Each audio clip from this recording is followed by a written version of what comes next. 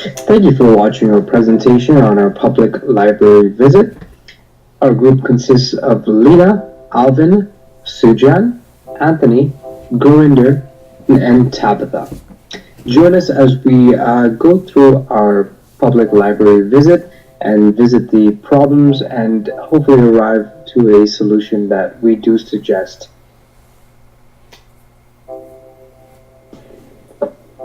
So first off, we are going to be looking into what a library is.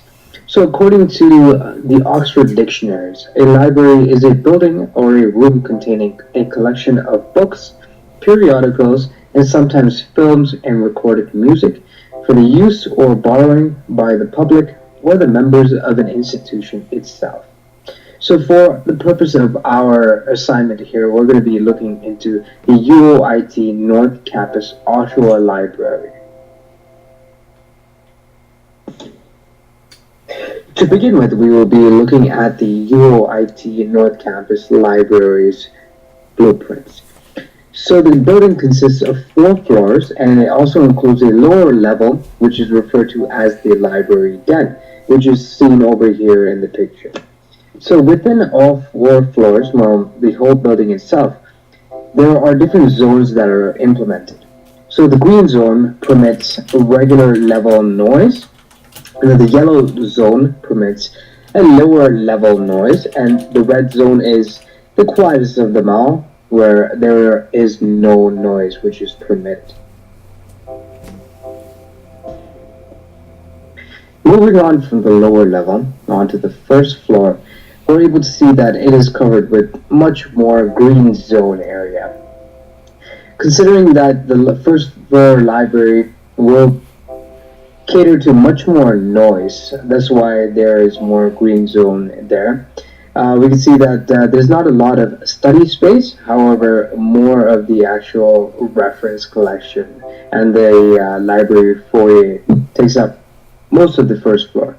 But taking a look at the second floor, we see much more study corrals there, and the whole floor is yellow zone, so moderate noise is accepted there, and caters to more of the study group, so it has a lot of desktop computers and a lot more study space compared to the first floor. However, about a third of the floor is given off to staff and administrative offices and stuff like that.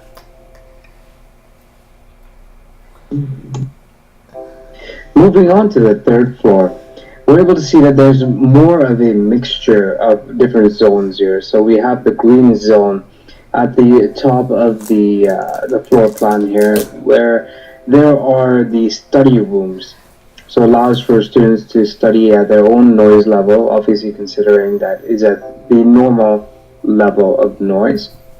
And then there is a lot of study space more in the middle of the floor there, which is deemed as the yellow zone. So it's moderate noise level. And then down there in the right-hand corner, right-hand bottom corner actually, there is the red zone, which is deemed as the silent study room. So in that case, they are to be very quiet, and it's more self-study area. Now moving on to the fourth floor, we're able to see that the whole floor is actually dominated by the red zone. So this is strictly for self-study and not for any major noise. During our trip to the library, we had the opportunity to speak with a librarian about what she saw as problems in the library. When asked, how does your role in the library affect people's visits, she responded with, she aids their search in what they are looking for through the correct pathways. This would include directing them in the best way to find what they're looking for. Also in this interview, we concluded that generally not many people approach the librarians. They are a resource that people can use, but not many people approach them.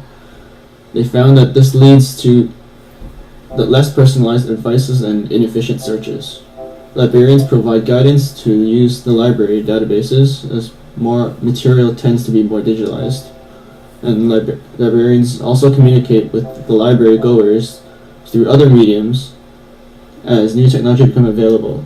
For instance, we found that they correspond to people through emails. If they have any questions, they get emailed directly to them, and they correspond through that.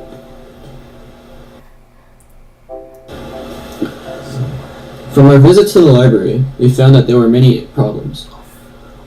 Based on what we observed and what the librarian highlighted in our interview, we concluded that the overarching problem that spawned many issues was that the library is not being used to its fullest potential. We grouped many of the collected issues into three main categories. The first category was opportunities of library access. The second category, library assets and resources. And the third category, library spacing. In our first problem category, access to the library was very limited to visiting the library during its operating hours. Libraries have fixed hours, which is a compromise, basically, to provide for most students. Unfortunately, not for all. Library hours are often not flexible enough for students. Some students prefer to work at night, while others prefer to work during the day on weekdays. Some require the library on weekends as opposed to weekdays as well. The second problem is library assets and resources. So library assets and resources include computers, desks, hard copies of materials, and the librarians. During peak hours, there are crowding issues, a long lineup for services, and not enough resources to borrow. The other issue is that the ease of access of resources during off hours, so there aren't enough digitized content to borrow. The last problem is that library spacing is very limited, and during exams and peak hours, it's very hard